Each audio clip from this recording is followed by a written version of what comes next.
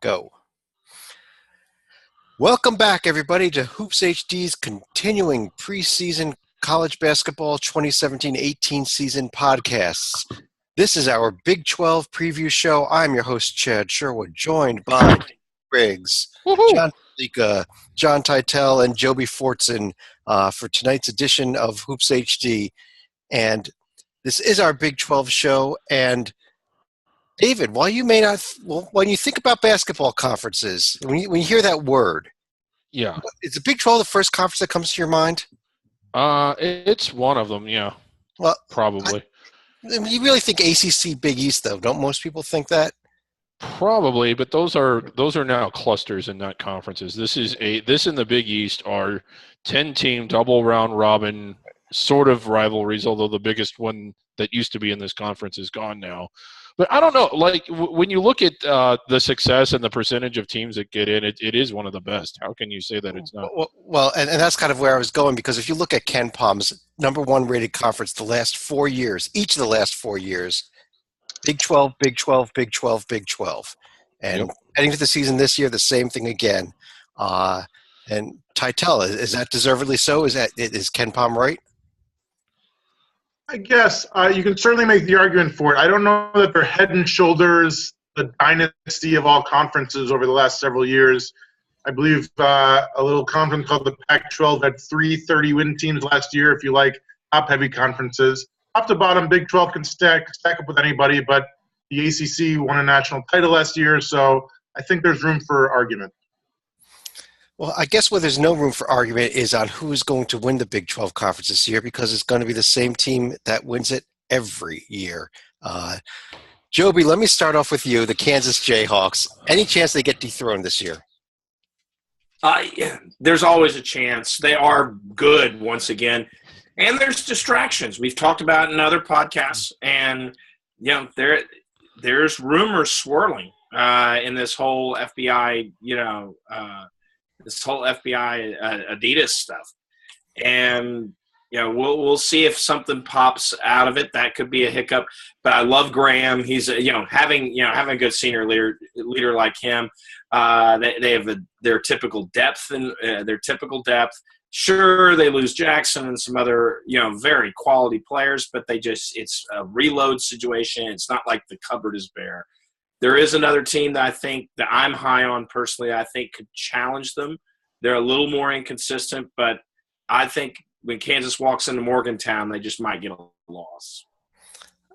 A loss, but enough. Yeah. A loss, but are they going to get enough losses to actually not finish first? Yeah, I think there's another. I mean, Kansas is probably more consistent, so they'd still be my pick. Yeah. But watch out because I think the Mountaineers could be. We're talking. I'm so high. I could see them as a 2-seed or higher.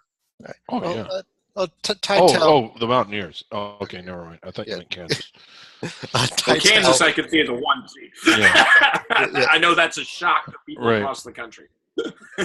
He mentioned that Jackson's gone. You got Frank Mason's gone. Landon Lucas gone. That is 45 points and 20 rebounds a game that's gone. Nothing to worry about, though, right? Something to worry about. Okay. They have a lot of talent they brought in every year with freshmen like Billy Preston and transfers galore. If it takes time to get all the transfers on the same page and eligible, then there might be some growing pains. But it seems like we've seen this movie for the past 13 years, and it always has the same ending, like you said. So you also have to like a team where Svi Mikhailuk, I believe the only college basketball player who lettered in ping pong in high school. You get a letter for ping pong? That's interesting. Salika, wow. We find out a lot about Kansas very early in the season, though, aren't we? You're our schedule expert. What do we see coming up here second week of the season? Well, there's going to be a game against Kentucky in Chicago as part of the Champions Classic. But other than that, there's not going to be much out of conference to test the Jayhawks. I mean, the closest they'll come is going to be a game at home against Texas A&M, which is actually part of the Big 12 and SEC Challenge. But the only other notable non-conference games are going to be against Syracuse and Miami, Florida. They do have a return game at Nebraska that comes in December. Oh, scratch that. David, this Kansas team, forget about the game he just mentioned. But, don't sleep on that A&M game. I know it's not till end of January, but we haven't done our SEC preview yet. That'll be coming up. For those of you watching this the day we post it, probably coming up on the site tomorrow. But A&M not going to be a bad team either. No, not at all. But how about SEC? But Kansas already played a game. Kansas has played a game. They played a game. They played Missouri. Go ahead, tell us about it. I'll give you a shot here. Well, okay. Well, what they ended up doing was that Kansas and Missouri were kind of the ones that spearheaded what we've been seeing with these charity exhibition games, which are being granted basically on a case-by-case basis by the NCAA, where all the proceeds go to charity. Kansas and Missouri hate each other to the point to where Kansas doesn't even want to play them just to stick it to Missouri because Missouri does want to play the game. Long history. I don't know if you're aware of this, but I'm in the camp of wanting to see them play again. But they did play for charity. They raised close to $2 million. It was great, and I think they should do it 3 or 4 times every year. And I think that they should play in the NCAA tournament every year. Well, I'll tell you that, David, you and I both bought the stream of watch that game. Yeah. One thing that impressed me the most really was how good Devontae Graham looked in the end of October, already looking in almost mid-season form the way he looked in that game. And if he can carry that throughout the season, it's going to be a very impressive year. And I think this Kansas team is a definite Final Four contender. Yeah. Here. This is a running joke. It's going to be a little weird, stepping a little bit out of character, but you watched it. It's nothing like it was. It couldn't be because it's a meaningless exhibition on a neutral floor. It's not nearly what it was when it was a conference game. But even I was surprised at the amount of hostility and energy for a game that meant absolutely nothing. Were you, Chad? Yeah. I mean, not so much the players. They don't know each other. They were in junior high the last time they played, but the fans, holy crow. And David, in all honesty, when you talk about the game, I do this to you. Yeah. But however, I got to say that game was intense, and in this case, I'm going to actually agree with you. They got to bring that rivalry back somehow. It was worth it. Yeah. Let's move down a little bit below Kansas. And Joby, let me turn to you. You hinted on the Mountaineers already. How good is this West Virginia team? I think they're very good. It's the best. Huggy has slowly built this team over time. You might question some, losing Williams from in that regard on the inside. But when you have in his system a senior point guard that you can rely on, defensively is probably the most important component. I mean, he is a floor general out there in Javon Carter. I think that they are going to be even more suffocating than normal with West Virginia. It is going to be an awesome thing to watch.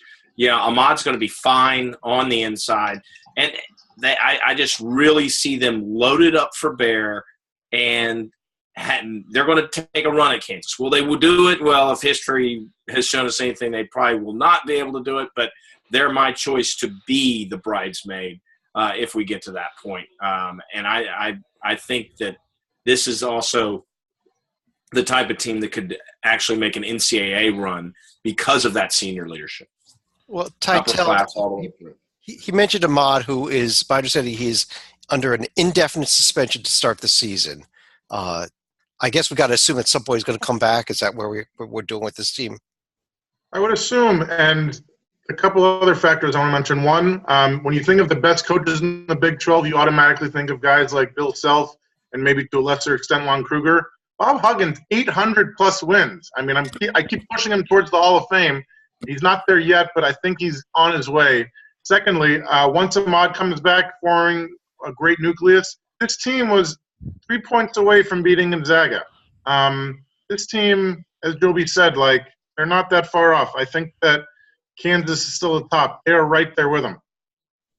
Stalika, do you agree that this West Virginia team is right there and maybe even has a shot to dethrone Kansas this year? Stalika? Good take. All right, we're going to try to get Stalika back. David, why don't you answer the question? Well, what was the question? I wasn't. David, the question was whether you think West Virginia can dethrone Kansas this year. No, I don't. I like them a lot. I think they're going to be better than what most people expect them to be. It seems like that they always are. How many times do you look at the final rankings and see that they landed higher than where they started? But I don't think they're going to take down Kansas. Can they beat Kansas in Morgantown? Probably. Can they win enough road games in what is really, really a hard conference to win on the road? Probably not. If Kansas wins, I think I could see Kansas winning half their road games or close to it. I don't see Virginia doing that. I think Kansas gets it. To answer Chad's question, I don't think West Virginia is going to dethrone Kansas, but I think they definitely have a shot to compete with teams like Baylor, TCU, and Texas for second place here. But I also want to highlight West Virginia's opener, where they're actually going to be playing Texas A&M in Germany. Texas A&M in Germany. That is the game of the day for the opening day, Friday, November 10th, by the way. Yeah. Definitely worth watching if you're able to watch games, which right. Different issue for me. But Tytel, let me go back to you here, and I want to talk about what could be one of the bigger stories this year, and it almost was last year, as Jamie Dixon came into TCU, a program that was completely lost in this conference, took them to the NIT championship, and is reloaded again this year, ready to go. First of all, I have to take issue with you. There's a billion people in China who think there's a different biggest game on November 10th. Moving on. TCU is going to be great. They're coming off an NIT championship. Henrik Williams, he missed all of the 2016 season with knee surgery. Now he's the reigning NIT MVP with a double-double in the title game win over Georgia Tech. He's got a huge crew of seniors, Vladimir Brodzianski, Ahmed Hamdi, Jamie Dixon, like you said, and their point guards are amazing. They got Alex Robinson, who had 11 assists in the title game win, Jalen Fisher, who was the hotshot freshman. Even on the staff, grad assistant Corey Santee, the most assists in school history. Top to bottom, coach to players, they're stacked. They're stacked. Can they finish second? Can they be better than West Virginia? They can, but I'm going to have to ask Stalika about the schedule because it's who you play and how you match up. Well, Stalika, let's throw it to you. What about TCU's schedule? I think this is going to be a little reminiscent of what happened 3 years ago when TCU won. I think it was their first 13 or 14 games and somehow got a top 25 out of it. Yeah. This year it might be a little more legitimate with games against Southern Methodist and either Maryland or St. Bonaventure as part of the Emerald Coast Classic. But also keep an eye out for the game at Vanderbilt, which is also part of the Big 12 and SEC Challenge. But their toughest game is actually going to be, I think, against Nevada, which is going to be played at the Staples Center. Yeah, they do have a pretty weak schedule, though some of the teams they play from these smaller conferences are teams that we may be talking about as being the tops of those conferences, but it's still the South Dakotas and the Texas Southerns of the world and not power conference teams. But, David, you're pretty high on this TCU team as well, aren't you? I like them a lot. One of the things I think they needed to do when you go into a conference that's as rough as this, I think they need to get themselves at least one big hostile road game just to condition themselves for it.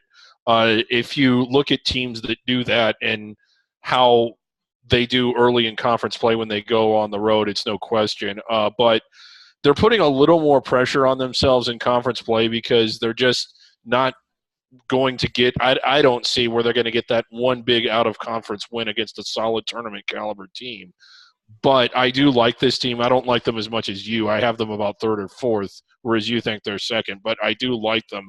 And holy crap, has Jamie Dixon done an amazing job. All those great teams he had at Pitt, and he had several. I think I was as impressed last year as I was with any coaching job he's ever done, simply because of how fast he brought a really dormant TCU team. Yeah, and Joby, he makes a real good point there about the schedule. TCU's first true road game of the season will be on January 2nd at Baylor in conference play already. They may not be ready for conference play with that. Yeah, they will have a pretty looking RPI though, and I don't say that lightly. When you play the Nevadas, and South Dakota States of the world, you actually can pile up a nice, because the most important thing is what's your opponent's record, not that your own. And they're going to get a nice little bump from that. That's the computer component. But this TCU team is molded in the vision of Jamie Dixon, and that's impressive. And he's done a great job. They have a senior point guard leadership, which that's something I've already talked about with West Virginia. That's very important. I think West Virginia is clearly ahead of them. I think, though, TCU is clearly an NCAA team, and because it's Jamie Dixon, they will clearly lose in the first round as a Falcon. Point of clarification as far as under the radars, Joby, they play South Dakota, the Coyotes, not South Dakota State. Oh, sorry. Well, both of them are good, though, actually. They're actually both going to be good at a tough Summit League this year. But I got a question for the panel. This just jumped into my head, and Joby being in that vicinity. West Virginia and Pitt, the border war is back. Is it this year? I think it's this year that they're renewing it. Jamie Dixon, interestingly enough, if I'm not mistaken, was one of the things that was holding that up because I think Huggins was ready to go.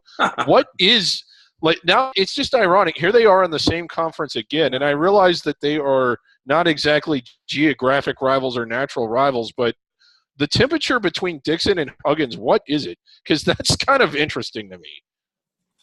They did not like each other back in the Big East. Let's not kid ourselves. Yeah, but particularly, I don't think they got along all that well back in the Big East days. Yeah, actually, they played really different styles. It'll be very interesting. The style. Yeah. West Virginia, getting back to that very briefly, a very interesting first week of December they're going to have when they host Virginia and then go to Pitt in the same week. Going to be a real telling sign that week for the Mountaineers. But and going to Pitt might not seem like a big deal, but at least that will be an intense game or an intense environment against a weak team. And unlike TCU, I think they're going to come in the conference play very conditioned. Well, Joby, let me turn back to you and talk about another team that I think you and I are both also pretty high on in this conference this year. Yeah. And how about Shaka's Longhorns? Yeah, I think this is the year we finally see what havoc, had brought, so to speak, to the Big 12. And, hey, when you do such a structural change, I was talking about structural change between Dixon and Huggins teams, that's a similar type of structural change that Smart had to do coming from Barnes. It's actually very similar. And change it. He finally has players that kind of fit his system a little bit. I love Matt Coleman as a freshman, by the way. Watch this kid. He's going to be something really nice and special. On top of that, he's not getting a lot of press, but I really personally like him. Andrew Jones is going to have a good year, and I think finally Texas, though, if you look at what's going on in the football program, you pray that for their sake that they don't have the same issues, but it seems like a continuation of all these close losses they had last year. They will be the team, once again. Kansas isn't going 18-0. You're going to lose some road games. I think one of them will be in the drum. And wins like that will allow Texas, I think, as you have put the order out, to be ahead of some other pretty darn good teams and be in the NCAA tournament. Well, I love this Texas team. Yeah, and Tytel, I know that you typically are not very high on teams that are built around freshmen and sophomores, which is what this Texas team is, between Coleman and obviously Mo Bamba as well, who may be the number one pick next year from some people are saying. But what is your thought on them? Well, I'll call you out on that because Bamba is the bomb. But I think this team has a lot more juniors than you're giving them credit for, mostly from transfer purposes. Elijah Long from Mount St. Mary's, Dylan Osetkowski from Tulane. They still have, I believe, Eric Davis and Kerwin Roach. So while they have some younger players, if Bamba sticks around more than 1 year, which I don't think he will, next year I think they can make a serious run. But even though they're young, they do have a decent junior class, I guess is my point. Okay. Stalika, let me turn to you and stay in the state of Texas. How about the Baylor Bears? Do they get back in the field again this year as well? They're going to be coming off a Sweet 16 for the first time in about 3 or 4 seasons last year, but they're not going to have the same level of talent. They're not going to have Jonathan Motley or Ishmael Wainwright, but they're still going to have some remaining guys like Manu Bacante and Jake Lindsey and Luau Seal. I hope I'm not butchering that name. But they're going to have a few decent games on their schedule. They're going to be part of the CBE Hall of Fame Classic, which includes Wisconsin and either UCLA or Creighton. They go back to Xavier next year's to cap that home and home. And after that, they'll host Wichita State down in Waco. And also playing some dude named Randall as a non-D1 game late in December. Oh, that's an important game there. But David, you agree with him? You think that this Baylor, despite Motley being gone, this team is still good enough to put together a solid season and a solid seed even?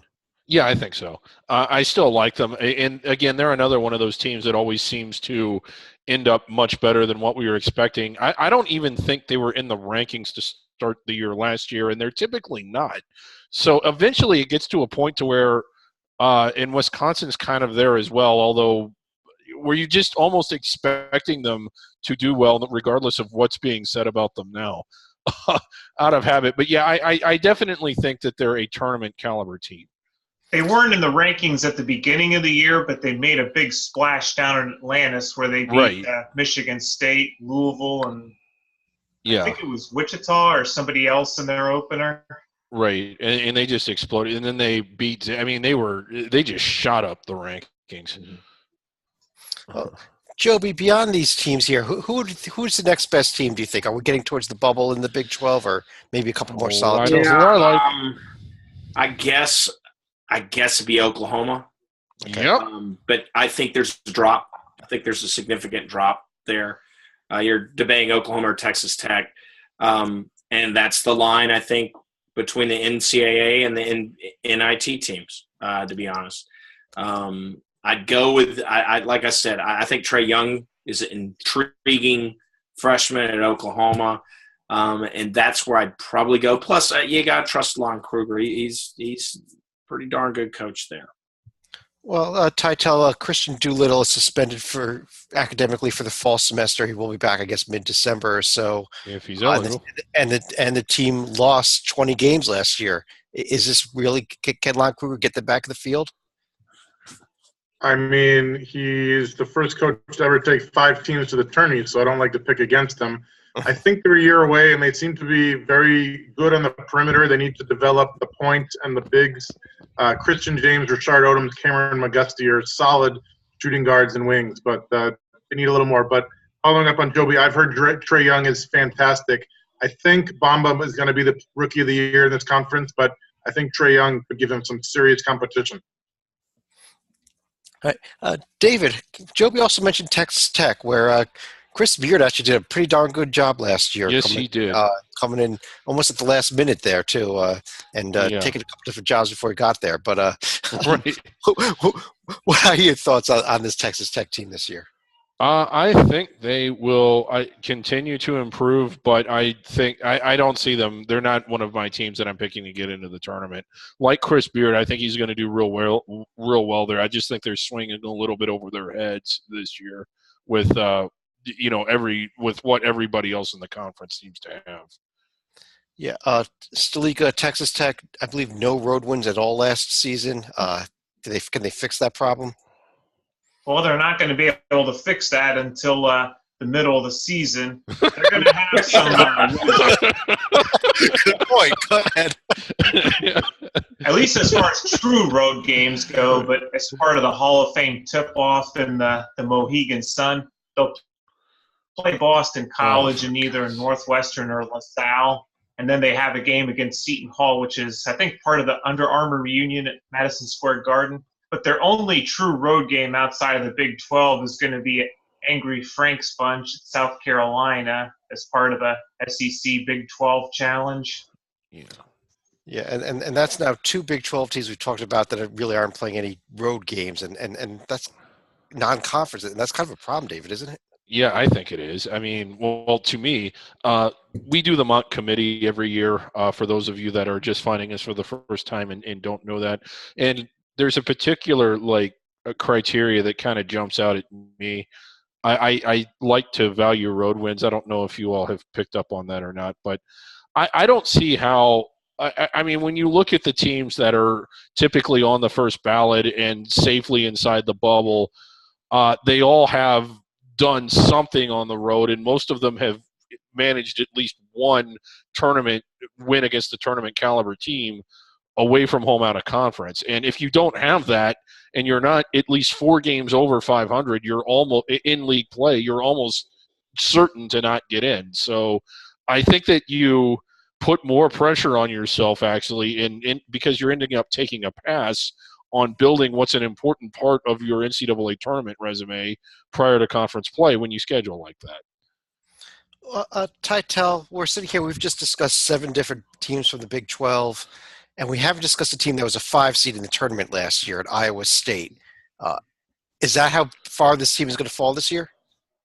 That's what I keep reading, and they've lost a lot of good players. I get that. I love Steve Prohm as a coach, and I love the senior class.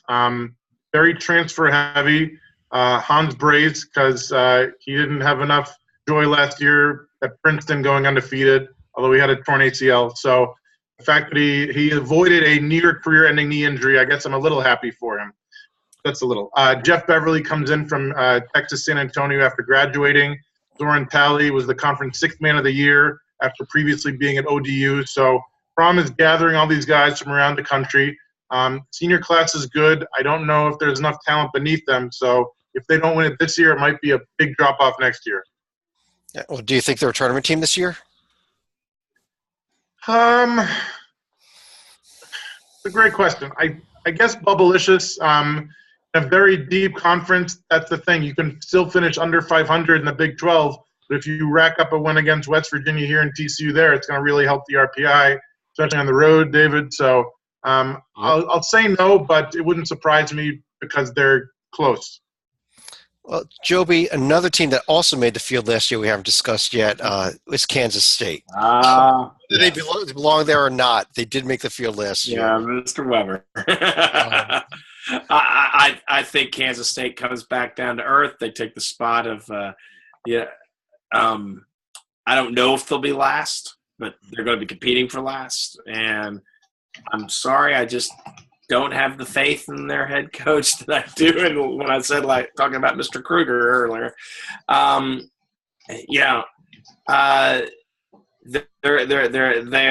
Owundo graduating is or leaving is unfortunate for them. I think they're going to be a little lost this year. I really do. They're going to be the weak link. But when K-State is your 9th or 10th best team in a 10-team conference, that's still pretty darn impressive. That's why their RPI, the conference RPI is so good, because they'll still be fine long term out of conference.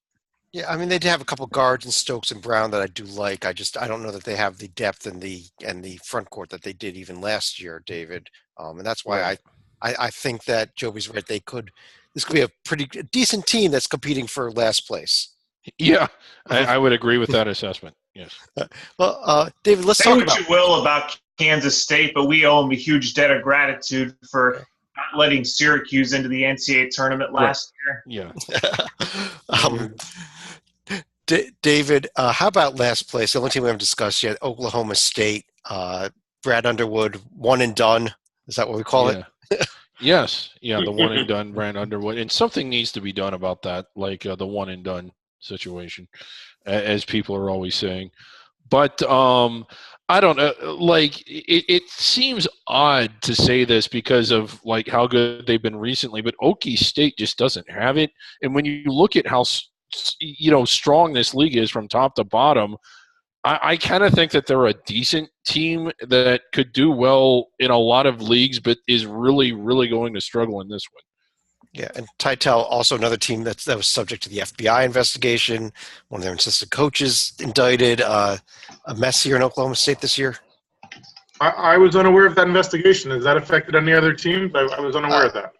I guess you weren't being an Arizona guy. Joby, maybe you should get that question then. Yeah.